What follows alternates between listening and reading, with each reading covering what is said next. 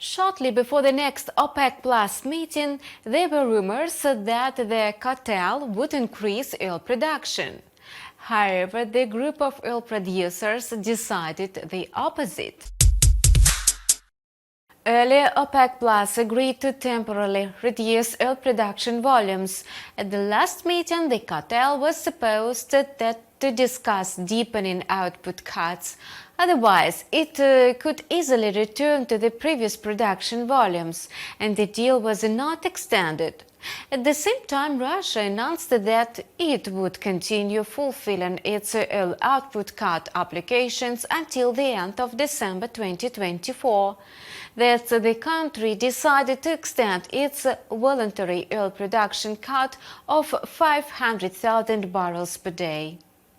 In addition, Saudi Arabia, which also pledged its own 500,000 barrel a day supply reduction under the previous agreement, said it would not boost production. Moreover, Riyadh will make an unilateral reduction in a crude oil volume production, slashing another 1 million barrels per day in July. And this measure will be extended if necessary, Saudi officials added. Against this background, oil instantly gained value. The asset is likely to continue its bullish run, approaching at least the level of $80 per barrel. According to the chart, Brent crude oil kicked off the new trading week with a gap up, driven by the news released on the weekend. As a result, the quote temporarily jumped above the 78 mark, but then pulled back.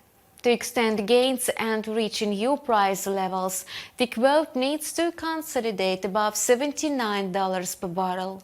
Otherwise, it may go down, filling the gap. Despite the decision of Russia and Saudi Arabia to slash oil output, the ruble remained almost stable. Moreover, the quote even rose just above 81 rubles per dollar.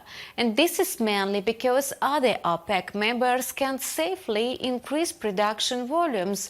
In other words, the two largest oil-producing nations in the world agreed to a voluntary reduction in the revenue.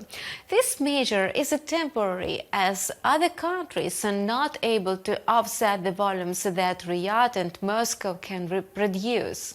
The market will gradually realize the fact of tighter supplies, which in turn will lead to higher oil prices. It's already happening. So far, it's not enough to compensate for a shortfall in revenue. Therefore, the Russian currency is likely to trade in the range of 81 to 82 rubles per dollar in the short term. Now let's move on the gold. Friday's quote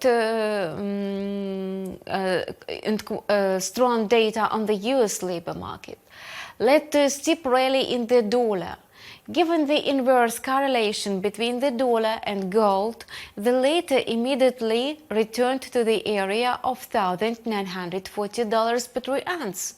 Moreover, there is a likelihood that the greenback will gain more ground today, and in this case, the precious metal may fall below that level at least for a while. And that's all for now. We continue to follow developments in the financial markets. Subscribe to our channel and follow the news with us.